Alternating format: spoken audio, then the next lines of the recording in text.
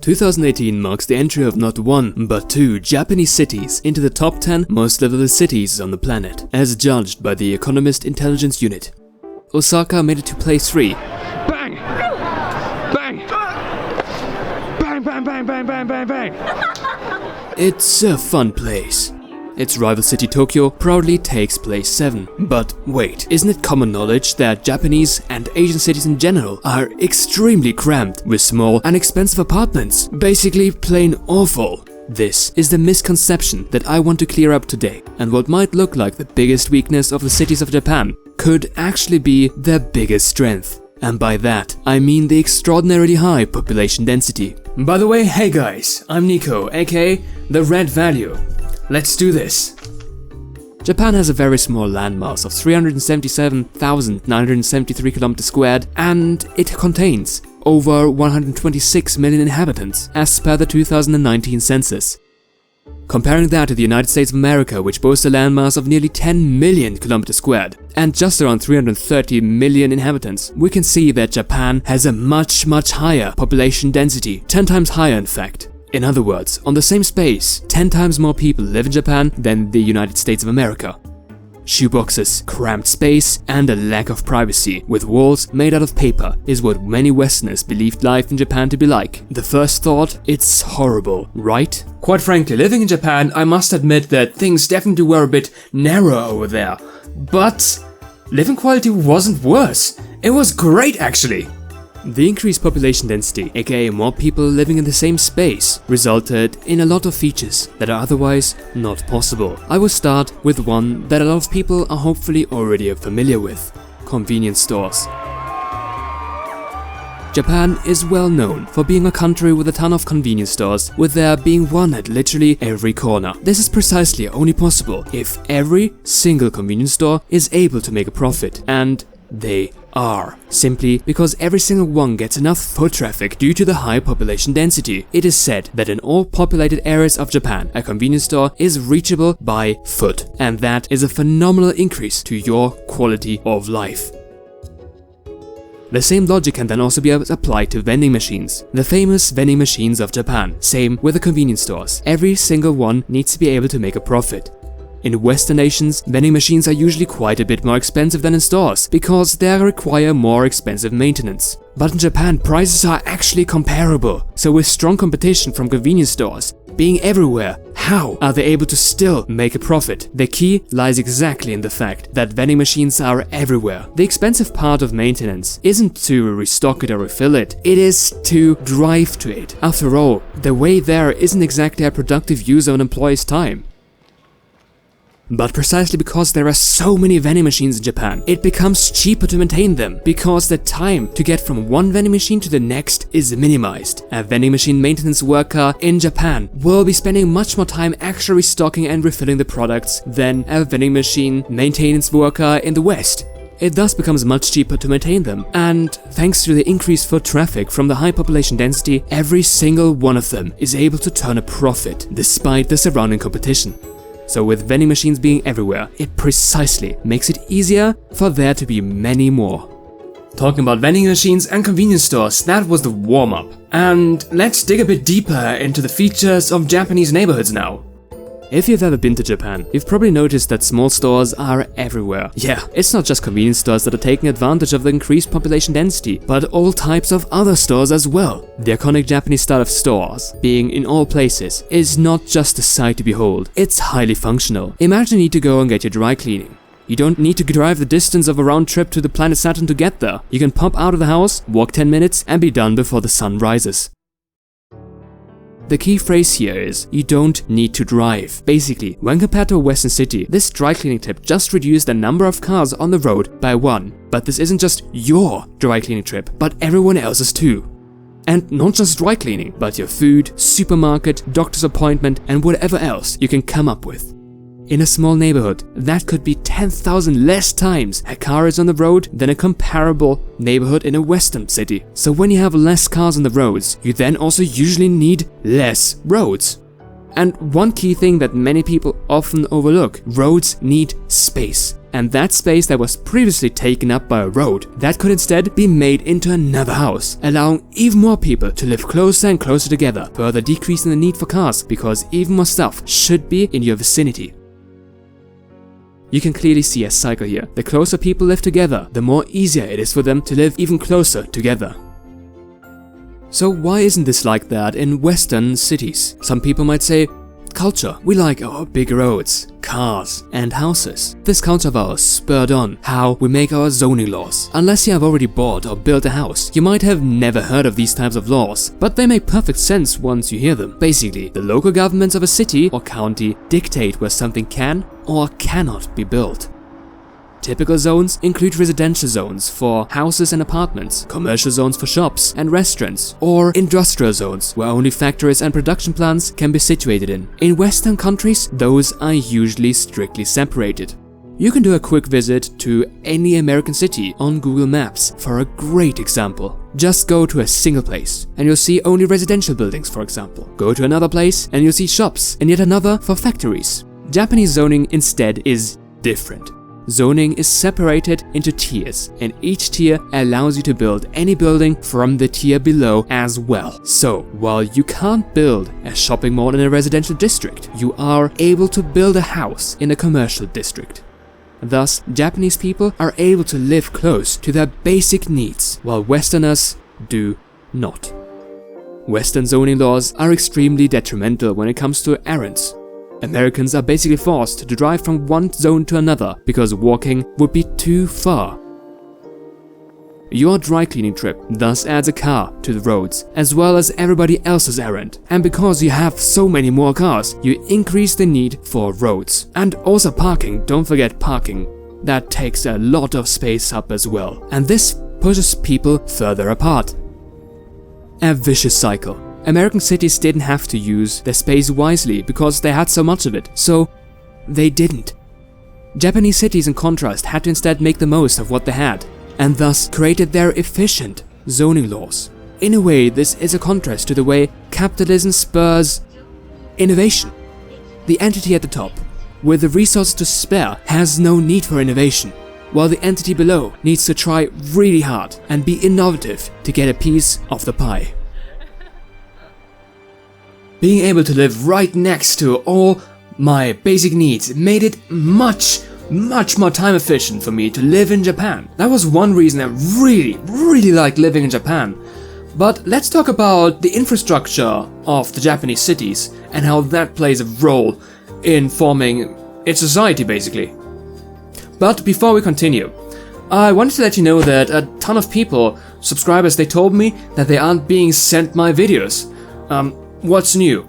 Anyways, basically it's because subscribing to a channel is basically telling YouTube that you don't necessarily want to see all of that channel's videos, but maybe only some of them. That's what basically the new bell is for. Basically it's like the mega subscribe button. So if you do enjoy these videos, press either subscribe if you want to see some of them, and the notification bell if you want to see all of them, and I definitely would appreciate that. When people don't need cars for their basic errands, do they still need them for other things, such as a commute? Not if an excellent public transport system is available, and Japan has hands down the best one in the world. In the span of 5 months that I lived there, a total of 1 whole train was delayed. Insane compared to the rather lackluster system I'm used to in Germany. You can get to anywhere in Japan by plane, train, bus, and also Mikoshi. Well, that last one is reserved for gods of the Shinto religion, as the word Mikoshi literally means the vehicle of a god. It's an interesting sight to behold to see one of those being carried around through the neighborhoods of Japan. Generally, the highly functioning public transport system of Japan further decreases the need for people to have their own car. Thus, even less need for roads, more space for housing, further increasing the density. We can strongly see this self-enforcing cycle here. The key here is reduce the need for transportation as much as possible, and Japan has mastered this art. The increased foot traffic allows for a lot of very tiny shops. Would you stop for one of these tiny stores if you're in your car, hastily driving home for a long commute and have to search for parking as well? Probably not. Would you stop if you walk by directly next to it after hungrily working the entire day with a sweet scent of delicious noodles overcoming your senses? More likely. These small shops are incredible because they oftentimes are situated directly in a person's house. These mom-and-pop shops are still quite common in Japan, and they basically allow for the people working there to not need a commute. That's one less person per store regularly needing the transportation system, thus one less person stressing the infrastructure. Basically, Japan allows for jobs to be everywhere, not just in concentrated places. Oh, and by the way, the nature of these small stores is to get in, eat quickly, and get out fast due to the limited seating. This, however, allows for meals to be very, very cheap, and it is oftentimes cheaper to just eat at one of these places rather than cook something at home. I made use of that quite a lot. Not even kidding. So jobs are already everywhere, even in less populated areas. And when I say everywhere, I mean everywhere. Even underground. One thing that I noticed that was absolutely genius is the use of the existing subway infrastructure for more jobs. Many Japanese cities boast entire shopping malls in some of the most busiest stations, such as Sakae in Nagoya. Subway stations, after all, have a massive amount of foot traffic due to the many people commuting there, and businesses in them thus flourish. Smaller stations also have some stores in them, and the advantage of putting jobs underground, not only can you make even better use of the available space, but it also allows for even further reduced commutes, as you can create jobs basically everywhere where a subway station already exists. And subway stations are oftentimes quite close to residential areas. This further decreases the need for additional roads, and thus allows for people to live even closer together. Jobs in Japan are everywhere, underground, next door, in offices, but also on the roads themselves. I just want to quickly mention another advantage to Asian, or more specifically Japanese infrastructure that I noticed when living there. Do you see those cables up there high on the street? That's your electricity and internet connection right there. In Western nations, the sight of cables is seen as unattractive, and thus we oftentimes opt for underground cables, which are more expensive to build, but more importantly, more expensive to maintain. You'd need to tear up the ground to lay new cables or replace old ones. In Asian countries, however, the aesthetic of the cables isn't that relevant. In my opinion, the overland cables add a charm to the aesthetic of the cities. But it also allows for very cheap and easy maintenance. This gives the Japanese people the advantage of high-speed internet everywhere, and I really do mean everywhere. Traveling in Japan, I was able to have great cell phone signal in the subway underground and also in the deepest countryside of Japan, especially when traveling by high-speed train. Quite a stark difference to Germany, where the internet is practically unusable when traveling by train. Japanese cities are incredible when it comes to infrastructure. But just the infrastructure by itself isn't enough reason to go and live over there, right? You also kinda need a good quality of life. And do Japanese cities have that quality of life? That's what we'll be discussing now. In this chapter, I would like to delve a little into the way of life in Japanese cities. More specifically, how Japanese cities are designed to increase your convenience and allow you leisure opportunities. One thing I noticed living in Nagoya, that much like in European cities, a lot of care and attention is put into greeneries. Grass and vegetation isn't just there for good looks, even though beautiful surroundings have shown to help increase the speed of recovery for patients in hospitals. There is actually a lot of psychology behind a good-looking environment, helping you feel better, which I definitely want to go into a separate video at some point. This is also something that the Japanese understand, as they are very keen on keeping themselves and their surroundings tidy. You can also see that in the excellent presentation of the food. Anyways, back to the purpose of the vegetation. Big cities tend to have a massive issue with heat. The term concrete jungle comes to mind.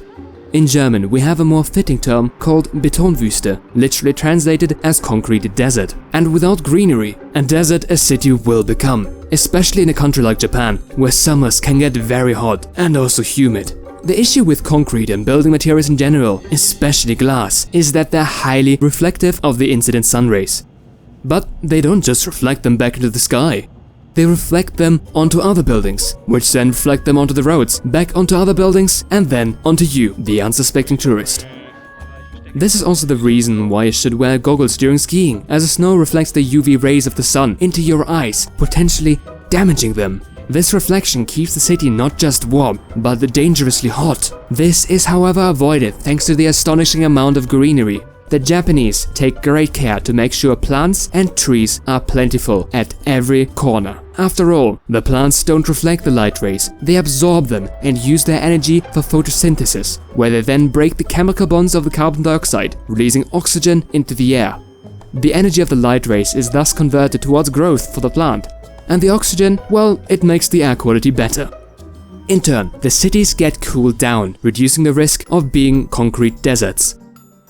This care of the vegetation in Japan is the reason Japanese cities completely go against the bad air stereotype of other Asian cities.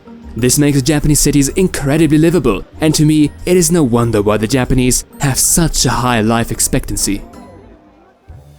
More ways for the Japanese to enjoy their life come once again due to the high population density. From where I lived at Higashiyama University dorm, it only took me 20 minutes by foot to get to the Higashiyama Zoo, considered to be one of the biggest attractions of Asia, or 25 minutes by subway to get to the Atsuta Shrine, considered to be the second biggest Shinto shrine of Japan. The activities are plentiful and in close reach, but the last question remains, can you actually afford to live there?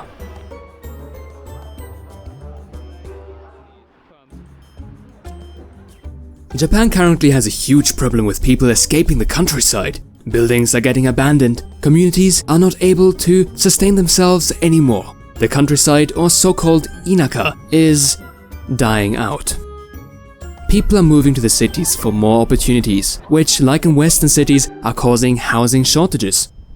We've all seen it, we've all heard of it, and we've also all felt it already. Rents are exploding. London, Munich, San Francisco are amongst the worst offenders. Not so in Japan. Here are two key reasons for that. Number one, remember the lax zoning laws I told you about earlier? This also includes building permits. If you own a lot, you can practically do whatever you want with it. Demolish the lot and build a new house. Yes! Build 2 smaller houses instead on it. Also yes. Build an apartment block. Easy peasy, as long as you don't block too much light. There is actually a rule for that. This is something that is very important, as it allows development companies to respond very quickly to demand. With the young people moving out of the inaka to the cities, there is an increased demand for smaller singles apartments. Building companies were promptly able to build apartment blocks, or mansions how they're called in Japan, to comply with that demand. Number 2. Unlike in Western nations, property values tend to go down over time. This in turn reduces tax revenue through property taxes for the local governments, which in turn incentivizes the local governments to build new properties or replace old ones that have depreciated in value. Both of these reasons combined greatly help to increase the supply with the ever-rising demand, and the prices stay stable. So yes, you should be able to live in Japan, because development companies are highly interested in selling or renting you a place as quickly as possible. In summary, we've covered a lot of topics in this video. We started with busting the myth that a high population density decreases the quality of life. It actually increases it, as it usually comes with a phenomenal public transport system, an ability to walk to all shops and other places of interest, and fantastic internet connections and coverage. We've also covered the zoning laws of Japan and how their laxness basically helps people to live closer to the working place, thus reducing their commutes. The zoning laws also help development companies to respond quickly to the demands of the market, thus reducing rents. Making sure that vegetation is plentiful in the city improves not only its looks, but also the air quality, and reduces the harsh summer temperature thanks to photosynthesis. Renting a place is affordable in Japan. And in total, Japanese cities are absolutely incredible to live in. There are of course disadvantages to living in Japan as well. For example, you have less space to live in. There is no debating around that. You will have a smaller apartment. But the many things that make the quality of life in Japan just so good are enough reasons to go and move over there. Anyways, with that, thank you for watching. Please subscribe to this channel, that would be great. And let me know what you think of this video and your own experiences of Japan. And with that, I say bye bye. Hope to see you next time.